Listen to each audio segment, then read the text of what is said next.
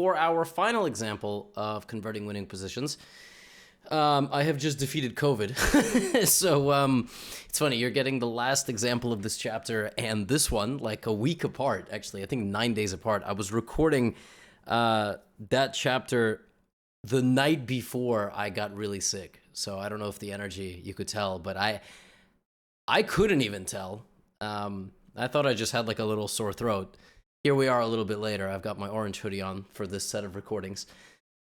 And this position is a funny one. So once again, we are actually sitting on the color side where I am losing. So I am actually over here. I'm playing the white pieces.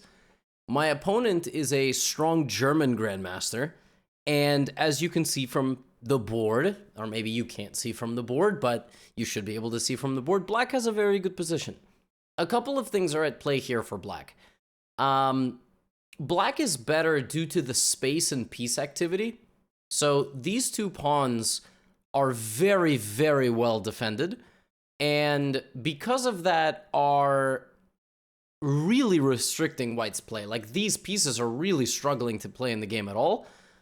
And the G file is open. You would think that this king is actually weak, but it's the white king that's about to suffer under great pressure on the G file. So this is converting a better position, which is kind of converting an attack, right?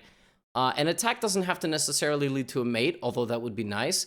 An attack is just a coordinated, initiative on usually a king, sometimes just the side of a board and just space and general pawns or pawn structure or so on, but generally toward a king, which can result in a checkmate or the winning of material while the opponent has to sacrifice forces to defend themselves. So in this position, white plays the move f3. Obviously, there's a pawn and a queen here, so if you just sit there and do nothing, white will capture. I would hope that in this position, the natural move to you is to play this move e3. That is now a defended, very well defended, I may say, pass pawn. It is 2 squares away from promoting, but more than anything else, it's a massive oxygen cutter of the white position. No pun intended, considering I just got through COVID. The bishop cannot move at all, right? The pieces can barely move up to this rank. This rook is going to struggle to get into the game. And as we kind of observe the counterplay here for the opponent, which is important when we talk about converting a winning position, white has like almost no play at all.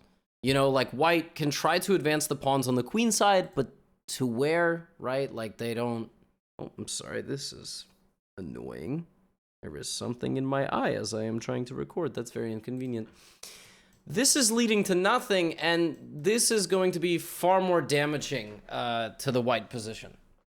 So, I played queen to d3 because I really can't do a whole lot. My opponent plays rook to g7 because the move queen to d3 doesn't carry any threat. Now, under normal circumstances, to undermine my control of that pawn, my opponent may consider a move like g3. The problem is that if you play that move, your king is on the other side. So you might undermine this, but I will completely open up your king. So white plays king h1. Now, when you look at this position, right, like the first thing that comes to my mind when I'm trying to convert this against myself is I would love to move my knight and then bring my queen to the party. Like the move knight h5 just screams out to me. And then I want to put my queen right here. I want to get as much forces as possible toward that king, right? That's one of the options. The alternative with the move knight h5 is to bring the queen to g5, but it's unlikely you will get a mate because white will defend themselves. My opponent does it slightly differently. Like I would say that probably knight h5 and queen h4 is a bit more natural. You have to understand that when the knight goes to h5, you surrender control of that square, right? So this knight now has the opportunity to come to the center, which it doesn't now. It will get taken.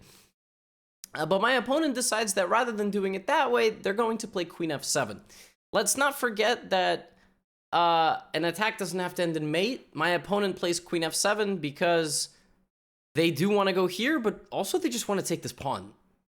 Like at the end of the day, if my opponent can just win a pawn in a trade while having all of the clamp of the position still, that's probably going to be pretty darn good, right? Like just an example, you don't have to always go for mate. You could just win a pawn, attack a second pawn, and if white tries to guard that pawn, you could try to win that pawn, or you could then, slowly build up on the g-file, crash through, and just use this to your advantage. Like, white has almost nothing here. So those are the two ways you could try to win this position, by devastating attack on the white king, or slowly winning all the material. In the game, I played queen f5. That defends this pawn and tries to prevent something from coming here. Now, my opponent can play a handful of moves here. They decide to play king to h8 with the intention of obviously bringing something to the g-file and continuing this attack. Once again, we go back a couple of moves. There is a very good chance that knight h5 was faster, it was better, it was stronger. Like, you should have played that move quicker, and like, in terms of the priorities of the position of converting this really good position, time might be on white side, actually. Like, black has to play a little faster, or else white will consolidate. So queen f5, king h8. Again, white doesn't have a lot of moves. So I'm preparing to probably play g3 at some point to break apart that grasp. My opponent sees that coming, and it's always good to monitor pawn moves like that to try to break your grasp of the position. So rook to g8. And that's really not possible anymore because pawn captures, right? But I played it anyway. I mean, I played the g-pawn move anyway. Why? Well, the truth is, if I don't have any other moves. Like, desperate times call for desperate measures. I mean, I can't move any other piece, literally. My queen has to stay here. And I guess I just thought, well, I mean, I'm gonna lose if I just sit around doing nothing. Like, the attack will come in at some point. Not to mention, there are already opportunities in this position for my opponent to try to trap my queen. For instance, in fact, in this position, black could have played a bit faster, again, with knight h5 rather than doubling up. I'm pretty sure here my opponent can play the move rook to g5, which is a tremendously unpleasant move for white to face. The point of this move is to kick the queen out. Now, if the queen goes, again, we turn our attention toward this king. Like, that, at the end of the day, that's really what we want. Like, we want to mate the king. I mean, maybe not even, we could do this too. Just as long as we have this. By the way, there is a threat here, which is hilarious. It looks like there's no threat. There is a threat. The threat is actually to take on h2. This is how absurd this position is. Sometimes when a king is left to guard like himself, he will just get destroyed like this. It's checkmate. You can sacrifice your queen. It's like an incredible attack here.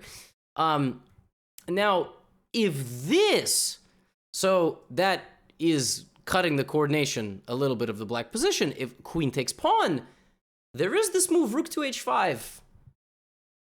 And the queen doesn't have a lot of squares at all. In fact, the queen's only move is to go to g3.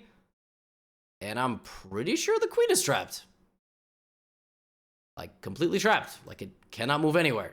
Right? So, when the only active piece that a person has is a queen, it actually can sometimes be easy to trap when it's standing in the middle of all these pieces.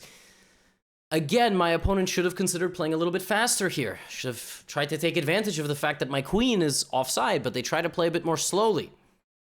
And then they took en passant. So they removed the defense. I did this. Take. And again, they could have tried to play a little faster here, but they decided to play rook takes g3. Okay, so with white, I took the pawn. And it seems like I'm getting out. It seems like I am breaking out of my shell. The problem is I took way too much risk, and I am still very much lost. Now, at the beginning of the position, I told you black had options. Black could play queen f7, could play knight h5, could kind of take, could play aggressively or kind of try to play the endgame. Once white has forced the game to be sharp, white has forced the position to be tactical, for there to be risk involved, black really should try to find the win now. I've been saying this throughout this exercise. Like, sometimes you just need to find the win, because the longer that you keep your opponent around, the higher the chance of their survival gets, right? So bishop takes e3, rook takes e3, and now with black, you just need to go, is there a check? No. Is there a check? Yes.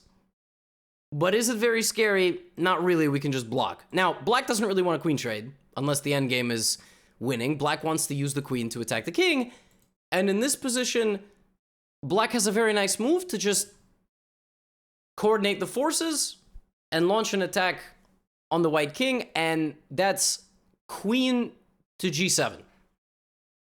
Threatening two things. Number one, rook g1. Number two, queen h6 ladder mate. And this check doesn't scare anybody. Knight blocks. Rook g1 is a threat. Rook h3 is an idea, just in general. And queen h6. And white cannot stop checkmate. White has nothing. The king is completely isolated. That's it. The game is over. Queen g7 is a hard move to play. Because you're thinking like check or check or check or something immediate. You don't have anything immediate. And you need to make sure that the check landed on you is not fatal. And my opponent missed that. My opponent actually completely missed that and decided for whatever reason to try to check me like this.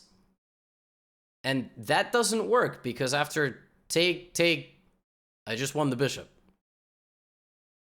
And I went on to win the game because now I'm up a bishop, and not only am I up a bishop, rook e8 is borderline checkmate on black. And I ended up winning this game being just moves away from mate against the grandmaster. The grandmaster didn't convert this position for a very long time. He had multiple opportunities, and it kept me in the game. What should my opponent have done in this game? Been faster. He should have struck when it was hot.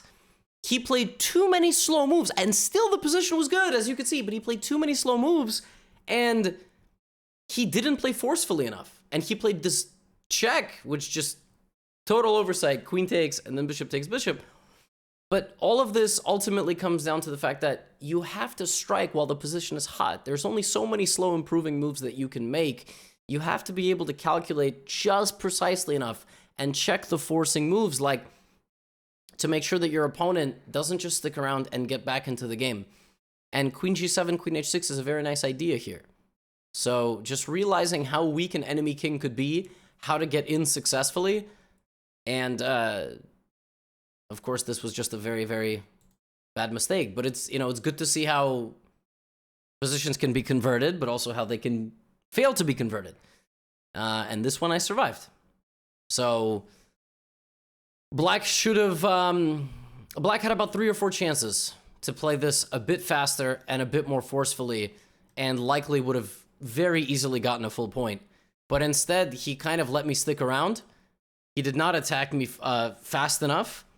And with white, I just managed to create a little bit of confusion and a little bit of counterplay right at the critical moments.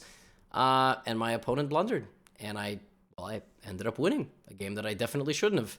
And by the way, if we even go all the way here, with white, this is a relatively trivial position to convert. You bring the rook down, you restrict the king completely, you monitor threats on your own king, and obviously you might have to part ways with a pawn or two, but this will be decided in an endgame where you trade, you simplify, and you could go for an attack to try to trade or simplify, and then ultimately you'll win these pawns, and you will go on to win the endgame.